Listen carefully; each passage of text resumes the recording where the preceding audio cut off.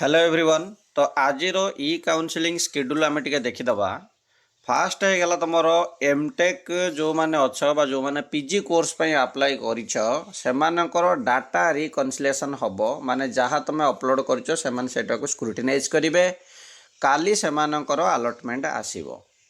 Next है गला fast round allotment आज आसीबो lateral entry diploma to BTech BSc to BTech integrated MBA संध्या 5टार आज आसीबो फास्ट राउंड अलॉटमेंट।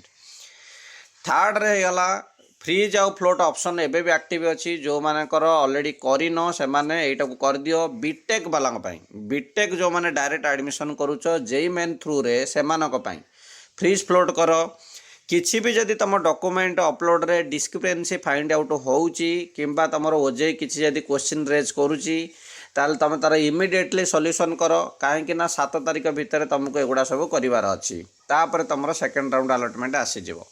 सो जदि भी किसी डॉक्यूमेंट रे प्रॉब्लम आसुची जदि सेमती किसी मेसेज रिसीव करूछ ताले इमिडिएटली मते व्हाट्सएप रे मेसेज करो किंबा कमेंट रे मत जणाई दियो सो दैट मु देखी जदि किसी पारि मो तरफ पॉसिबल हेल्प हो पार मु डेफिनेटली ट्राई करी हेल्प करने। अदरवाइज तुम इमिडिएटली ओजे की कॉल करो किंबा मेल करो मेल करके सेटा को तुम सॉर्ट आउट करने को ट्राई करो। सो आज एतिक रहा पुणी काली आम देखा कौन कौन शेड्यूल अच्छी। Thank you all.